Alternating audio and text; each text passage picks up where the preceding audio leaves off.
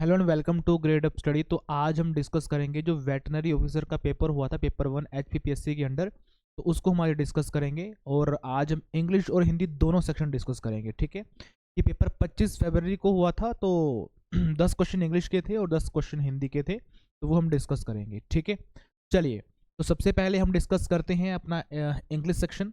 तो English section में जो पहला क्वेश्चन है वो आप सभी के सामने है। क्वेश्चन क्या है? क्वेश्चन ये है कि Anubha is used dash in such an extreme weather. अब यहाँ पर आपको ऑप्शन फिल करने हैं। To work, to have work, to working, to be worked.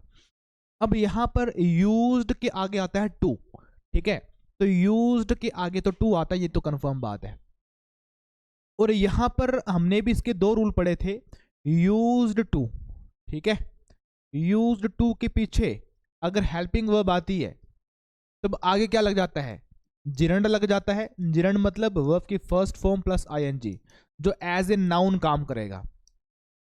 ठीक है, एक हमने ये रूल पढ़ा था। और एक अगर सिंपल यूज टू लिखा हुआ है तब इसके आगे जो वर्ब चलती है वो वर्ब की फर्स्ट फॉर्म चलती है। लेकिन यहाँ पर इज लिखा हुआ है, यानी कि यहाँ पर एक हेल्पिंग वर्ब लिखी हुई है और आगे यूज्ड लिखा हुआ है और आगे सभी ऑप्शन के आगे टू भी लिखा हुआ है। इसका मतलब क्या हुआ कि यहाँ पर रूल नंबर 2 फॉलो होगा, तो आगे जो है वो जिरंड लगेगा, वर्ब की first form plus ING. That's why यहाँ पर क्या हो जाएगा? वर्किंग हो जाएगा। नंबर बी यहाँ पे बिल्कुल ठीक हो जाएगा। ऑलरेडी ये हमने रूल अपने इंग्लिश ग्रामर में डिस्कस किया हुआ है। आगे बढ़ते हैं। नेक्स्ट वन इज, नेक्स्ट जो क्वेश्चन है इसमें 4 ऑप्शन आपको दिए गए हैं और इन चारों में से कोई एक जो सेंटेंस है वो बिल्कुल सही लिखा होगा। अब इसमें आपको पहले वो 3 ऑप्शन चूज करने हैं जो कि गलत हैं। ठीक है, गलती पहचानो और उस पर मतलब क्रॉस कर दो। तो you will have much opportunities to show your talent. अब देखो यहां पर लिखा हुआ है अपॉर्चुनिटीज। क्या लिखा हुआ है? अपॉर्चुनिटीज। अब अपॉर्चुनिटीज यानी कि ये काउंटेबल है ना, ये काउंटेबल है। और अगर हम बात करें मच और मैनी, ये भी हमने डिस्कस किया हुआ है ऑलरेडी। तो मैनी जो है ये हम काउंटेबल के लिए यूज करते हैं, मच हम यूज करते हैं अनकाउंटेबल के लिए। ठीक है, जैसे कि अगर मैं पानी की ही बात करूं, वाटर, तो मच वाटर होता है, मैनी वाटर नहीं होता। तो मच हम यूज करते हैं अनकाउंटेबल नाउन के लिए। तो यहां पर भी मच का यूज किया गया है, लेकिन आगे जो नाउन लिखा हुआ है ये तो काउंटेबल है। इसका मतलब क्या होगा कि यहां पर मच की जगह पे वेरी आना चाहिए, या फिर मैनी लिखते हैं यहाँ पे। ठीक है, मैनी अपॉर्चुनिटीज यहाँ पे होगा, मच अपॉर्चुनिटीज यहाँ पे नहीं होगा। तो यहाँ पे गलती है, गलत हो जाएगा। Next one is one of my friends. ये हमारा 5 स्टार रूल है, ये भी हमने डिस्कस किया था कि वन ऑफ अगर इसमें आता है तो आगे सबसे पहले बात ये है कि प्लूरल नाउन होना चाहिए। तो फ्रेंड्स लिखा हुआ है, लेकिन उसके आगे जो वर्ब आएगी वो सिंगुलर होनी चाहिए। लेकिन यहाँ पर डू लिखा हुआ है, डू एक प्लूरल वर्ब है, इसका सिंगुलर क्या बन जाएगा? डज, यानी कि यहां पर डज होना चाहिए था। तो ए और बी दोनों गलत है। आगे बढ़ते हैं, डी की तरफ देखते हैं। हमने नाउन टॉपिक में पढ़ा था कि फर्नीचर्स कभी नहीं होता, फर्नीचर होता है, क्योंकि फर्नीचर जो वर्ड है ये एक अनकाउंटेबल वर्ड है। तो ऐसे नाउन्स जो कि अनकाउंटेबल होते हैं उनका कभी भी प्लूरल नहीं बनता। तो यहाँ पे जो फर्नीचर्स लिखा हुआ है ये पॉसिबल नहीं है। इसका मतलब क्या हुआ कि ऑप्शन नंबर सी यहाँ पर बिल्कुल ठीक हो जाएगा। ठीक है, तो ये है। आगे बढ़ते हैं। क्वेश्चन नंबर 3 क्या लिखा हुआ है? यहाँ पर ये नरेशन का क्वेश्चन है, तो देखेंगे कि इसका सही उत्तर यहाँ पे क्या बन जाएगा। देखिएगा, सबसे पहली बात ये है, नरेशन का क्वेश्चन है तो नरेशन में हमें पास्ट में लेके जाना पड़ता है ना। तो पहली बात तो ये है कि सैड टू टोल्ड में चला जाएगा, तो टोल्ड यहाँ पे भी है, यहाँ पर भी है, यहाँ पर भी है और यहाँ पर भी है। और इसके बाद हैव लिखा हुआ है, तो हैव का हैड बनना चाहिए। तो हैड यहाँ पे भी है, यहाँ पर भी है, यहाँ पर हैज लिखा हुआ है, तो ये गलत हो जाएगा। ये हैज लिखा हुआ है, प्रेजेंट में है, नहीं पास्ट में हमें चाहिए। और यहाँ पर हैड लिखा हुआ चल पड़ेगा, है ना। अच्छा, बाकी सभी जगह पे ही लिखा हुआ है, ही और ही, ठीक है। आगे चलते हैं। Not seen you since. अब यू मतलब आपके पास क्या हो जाएगा? यू सेकंड पर्सन है, तो सेकंड पर्सन यानी कि SON, ऑब्जेक्ट के अनुसार ये चेंज होगा। ऑब्जेक्ट इसमें क्या है? स्टूडेंट्स है, स्टूडेंट्स आपके पास ऑब्जेक्ट है, तुषार आपके पास सब्जेक्ट है, तो स्टूडेंट्स आपके पास प्लूरल हो जाएगा, है ना। तो इसका ऑब्जेक्टिव क्या बन जाएगा? प्लूरल का ऑब्जेक्टिव क्या बन जाएगा? तो देम बन जाएगा। यहाँ पे यू लिखा हुआ है, यू का यू नहीं रहता कभी, सेम एज इट इज, तो ये भी गलत हो जाएगा। हमें यहाँ पे क्या चाहिए? तो देम चाहिए, देम यहाँ पर भी है और देम यहाँ पर भी है। यहां तक हो गया। आगे देखो सिंस लास्ट वीक, तो ये जो वर्ड है सिंस फॉर, ये कभी चेंज नहीं होते, एज इट इज नीचे आ जाते हैं। तो ए और सी तो ऑलरेडी कैंसिल है, यहाँ पर सिंस लिखा हुआ था, यहाँ पे फॉर नहीं आएगा, सिंस एज इट इज आ जाएगा। तो यहाँ पे ऑप्शन नंबर जो डी है ये बिल्कुल सही हो जाएगा, ठीक है, क्योंकि यहाँ पर फॉर लिखा है इसलिए ये गलत बन रहा है आपका। आगे बढ़ते हैं, तो next one is question number 4। तो देखो क्वेश्चन देखो, कुछ आपको अलग टाइप के देखने को मिल रहे होंगे, ठीक है। क्वेश्चन देखो आप, ऐसे क्वेश्चन आपको देखने को मिल सकते हैं, एचपीपीएससी है, एचपीपीएससी के जो क्वेश्चंस होते हैं वो लेवल के ही होते हैं, ठीक है। तो यहां पे देखो क्या लिखा हुआ है, Seema said to Ronnie I am happy that you got selected this time, यानी कि जो यहाँ पे रोनी है ये सेलेक्ट हो चुकी है। अब रोनी क्या बोलती है ये आपको देखना है। रोनी कहती है had you not guided me, if यहाँ पे लिखा हुआ इफ होगा, यहाँ पे had you not guided me I it would have been impossible for me. अच्छा ठीक है, next one is if you did not guide me I will not be possible, if you keep guiding me it have not have been possible for me, had you been guiding me why. अब देखो यहाँ पे ना रोनी अपनी यानी कि इस सीमा को कुछ बोल रही है। अब पहली बात तो ये है कि यहाँ पर वाई का तो मतलब कुछ बनता ही नहीं है, डी बाहर निकालो, ठीक है। अब यहाँ पर ऑप्शन बी की तरफ देखो, देखो पहला जो क्लाउज है आपके पास ये आपका पास्ट में ही होना चाहिए, क्योंकि गाइड पहले किया गया था, अब तो रिजल्ट भी आ गया, वो सिलेक्ट भी होगी। तो अब ये पास्ट की बात कर रही है, पहला जो क्लाउज है वो पास्ट में होना चाहिए। अब यहाँ पर देखना guiding me, if you keep guiding मी, ये भी गलत है। यहाँ पे हैड लिखा हुआ है लेकिन ये गलत है क्योंकि आगे वाई लिखा हुआ है, हमें चाहिए पास्ट में। अब लिखा हुआ है कि had you not guided me it have been impossible for me, अगर तुम मुझे गाइड नहीं करते तो ये मेरे लिए इम्पॉसिबल था, है ना। तो इसीलिए आपका ये बन जाएगा। अब ए आपने क्यों कैंसिल आउट किया, क्योंकि इफ है, कंडीशन डाल दी यहाँ पे, तो कंडीशन के साथ में हम कभी भी सिंपल पास्ट में नहीं जाते, हमें किस में जाना पड़ेगा, पास्ट परफेक्ट में जाना पड़ेगा। दैट्स वाई यहाँ पर ऑप्शन नंबर ए बिल्कुल ठीक हो जाएगा। आगे बढ़ते हैं, next one is question number 5 क्या बोलता है, देखिएगा। अब यहां पर क्वेश्चन नंबर 5 बोलता है कि Raman did you see the play yesterday. अब साहिल कह रहा है it was staged very dash, very well होगा, वेरी मच होगा, वेरी मच तो यहाँ पे पॉसिबल नहीं है, ये बाहर निकालो, बाहर निकल गया। वेरी वेल, वेरी हार्डली भी यहाँ पे नहीं होगा, तो वेरी वेल होगा, या तो ऑप्शन नंबर ए होगा या तो ऑप्शन नंबर सी होगा, ठीक है। अच्छा, the characters appeared quite dash. अब यहाँ पर करेक्टर के लिए कोई एक वर्ड हमें चाहिए। अब करेक्टर यहाँ पे क्या है, करेक्टर यहाँ पे एक नाउन है, तो नाउन को क्वालिटी देने वाले को हम क्या बोलेंगे, तो एडजेक्टिव बोलेंगे, हमें यहाँ पे एडजेक्टिव ही चाहिए। अब हमारे पास यहाँ पे कौन से ऑप्शन है, दो, ए और सी ऑप्शन है। तो यहाँ पे देखो ग्रेटली एल वाई वाले वर्ड्स क्या होते हैं, एल वाई वाले वर्ड्स हमारे पास होते हैं सॉरी एडवर्ब होते हैं, हमें एडवर्ब चाहिए ही नहीं, तो ये खत्म हो गया, ये नहीं होगा। तो हमें चाहिए क्या, हमें चाहिए एडजेक्टिव, तो यहाँ पे ग्रेसफुल क्या बन जाएगा, ग्रेसफुल हमारे पास एडजेक्टिव बन जाएगा, ग्रेसफुली आपके पास एडवर्ब बन जाएगा। That's why option number C यहाँ पे बिल्कुल ठीक हो जाएगा। आगे बढ़ते हैं, next one is question number 6 बोलता है, ठीक है, ये कहता है कि a substitute is dash is part that something is made of, नहीं, ठीक है, something that is use instead of something else, in something, अच्छा इसमें लिखा क्या है, कंप्लीट द सेंटेंस, ठीक है, something that is made of several parts that manages to survive on meagre resources. बताइए इसमें सही ऑप्शन आपका क्या होगा, बताइए इसमें क्या होगा। देखो ए तो इनकम्प्लीट लग रहा है मेरे को, ए ऑप्शन तो इनकम्प्लीट है, इस बार बार आ रहा है, ये भी इनकम्प्लीट है। दूसरा देखो यहां पे समथिंग दैट इज, देखो मैनेजेस लिखा हुआ है, ये गलत है, मैनेज करता है या फिर नहीं करता, मैनेजेस कुछ मतलब यहां पे बनता नहीं है, ठीक है। समथिंग यानी कि ये भी गलत हो गया। अब बी और सी की बात करेंगे, something that is made of several parts, made up of होगा, made up of several parts, तो सी भी गलत है, ऑप्शन नंबर बी इसमें ठीक हो जाएगा, ठीक है, ऑप्शन नंबर बी यहां पे ठीक हो जाएगा। आगे बढ़ते हैं, नेक्स्ट वन इज, अब यहां पर देखिए you are new to this campus, you need to dash the norms. अब इसमें क्या होगा, नोट योरसेल्फ विद, ये भी गलत है, ठीक है।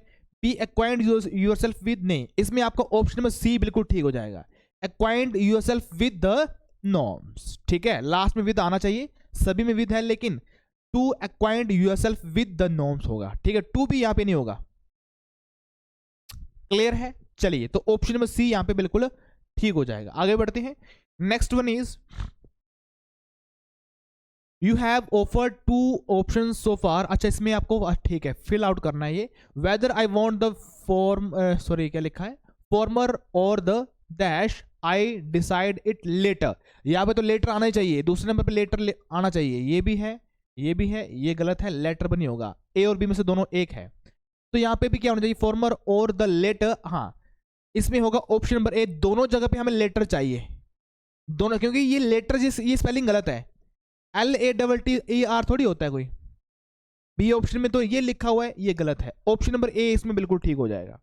आगे बढ़ते हैं। Next one is question number 9, ये भी आपके पास क्या है, इंडिकेट द इनकरेक्ट सेंटेंस, ऐसा सेंटेंस जो कि गलत लिखा हुआ है ये आपको बताना है, ठीक है। The teacher with all his scholars, अब विद अलोंग विद ये हमने रूल पढ़ा है कि किसके अकॉर्डिंग फिर आगे जो है वो वर्ब हमारी चलेगी। तो विद अलोंग विद, अगर हम दो सब्जेक्ट्स को जोड़ते हैं विद अलोंग विद के साथ में, अकम्प्लिश्ड बाय के साथ में, तो वहां पर सब्जेक्ट नंबर फर्स्ट के साथ में हमारी वर्ब फॉलो की जाएगी। द टीचर लिखा हुआ है तो हमें सिंगुलर चाहिए, ठीक है। रीचड लिखा हुआ है इसमें तो ठीक है, कोई इशू नहीं है, ये बिल्कुल ठीक लिखा हुआ है ना, क्योंकि यहाँ पे तो वर्ब है ही नहीं, सिंपल इसने पास्ट बना दिया, वर्ब की सेकंड फॉर्म बना दी इसकी, कोई इशू नहीं है। The teacher with all his scholars, ठीक है, ये आ गया, ये आ गया, पहला सब्जेक्ट मेरे पास सिंगुलर है और ये प्लूरल है, तो पहले के अकॉर्डिंग वर्ब आनी चाहिए, हैज लिखा हुआ है, ये भी ठीक है।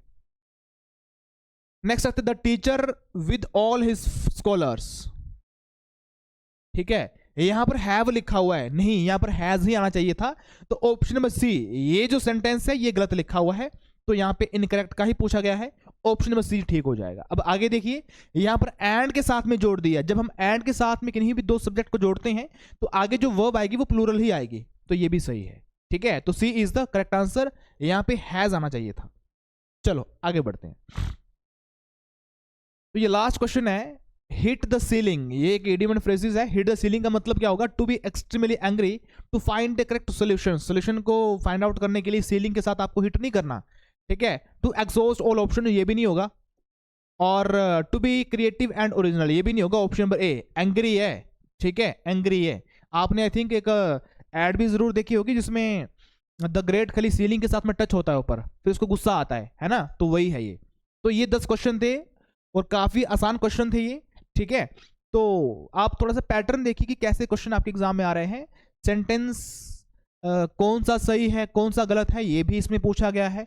इसके अलावा यहाँ पर जैसे कि सीमा कुछ कह रही है, रोनिता कुछ कह रही है, तो वो चीजें कंप्लीट करनी आपको आनी चाहिए, यानी कि यहाँ पे कंप्लीट इंफॉर्मेशन आपको ग्रामर की होनी चाहिए, ठीक है। हाँ, और वो कैब का मुझे लगता है कि एक भी क्वेश्चन आपको यहाँ पे देखने को नहीं मिला है, ठीक है। तो ये है, ग्रामर के ऊपर आपको फोकस करना ही करना है, लेकिन ऐसा नहीं है कि आपको वो कैब के ऊपर फोकस नहीं करना पड़ेगा आपको, ठीक है। चलो नेक्स्ट है हिंदी सेक्शन।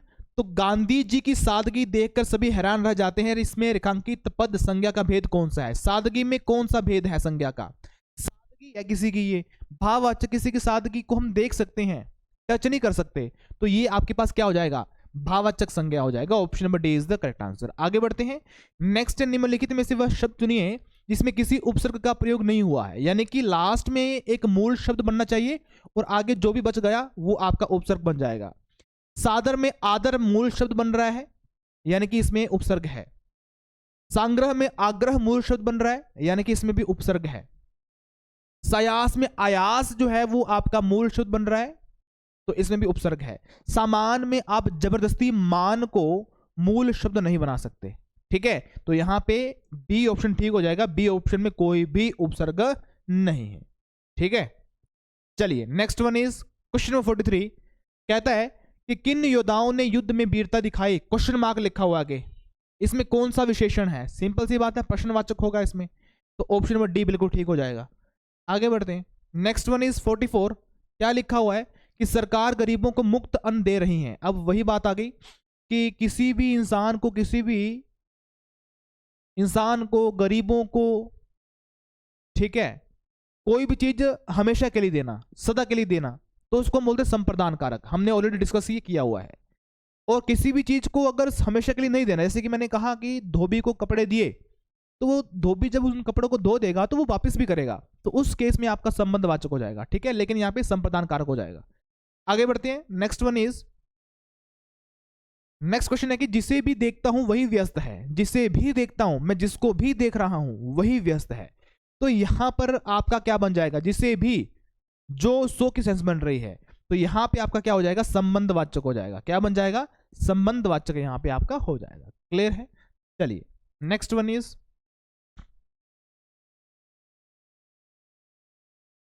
आगे बढ़ते हैं। नेक्स्ट वन इज 46, लिखा हुआ कि परनिंदा समस्त पद किस समास का उदाहरण है। परनिंदा अपादान है, कर्म तत्पुरुष है, संबंध है, अधिकरण तत्पुरुष है, ठीक है।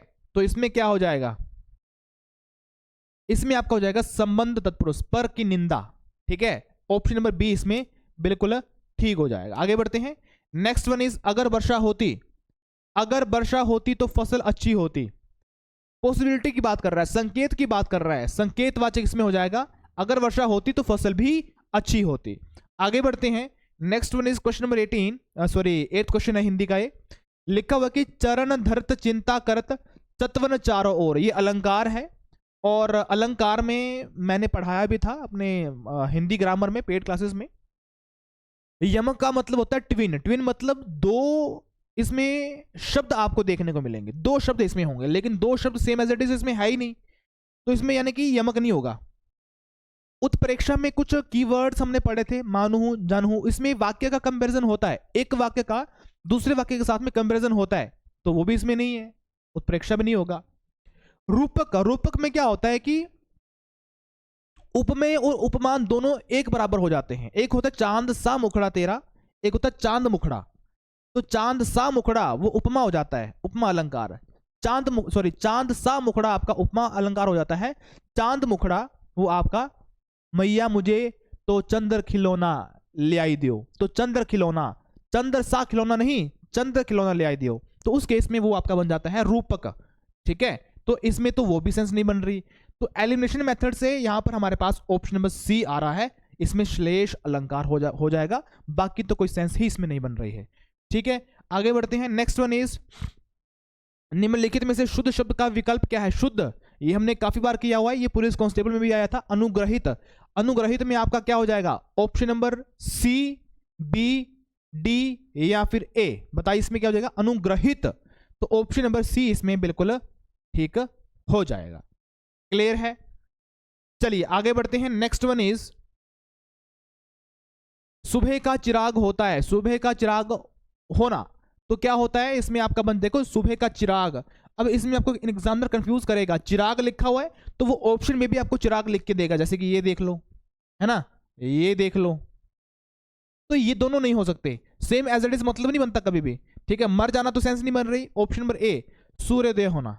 तो ये आपके पास क्या थे, हिंदी के प्रश्न थे और आसान ही थे, लेकिन आपको पता है कि HPPSC है तो ये थोड़ा सा घुमा फिरा के डालता है, लेकिन क्वेश्चन काफी अच्छे थे अगर आपने अच्छे से पढ़े होंगे तो, ठीक है। और दूसरा, अटेम्पटेशन करना आप सभी को आनी चाहिए, एलिमिनेशन मेथड लगाना आप सभी को आना चाहिए, तब जाके आप अच्छे से क्वेश्चंस को हैंडल कर सकते हैं, ठीक है। और इन दोनों सेक्शन में, चाहे वो इंग्लिश है चाहे वो हिंदी है, वो कैब के इतने सारे क्वेश्चन देखने को नहीं मिले, इक्का दुक्का क्वेश्चन देखने को मिले हैं आउट ऑफ 10। तो प्रैक्टिस करिए अच्छे से कम जो ग्रामर पोर्शन है उसको अच्छे से करिए।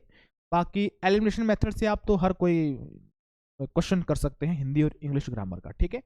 बाकी मिलते हैं नेक्स्ट किसी और क्लास में, तब तक के लिए जय हिंद, जय हिमाचल।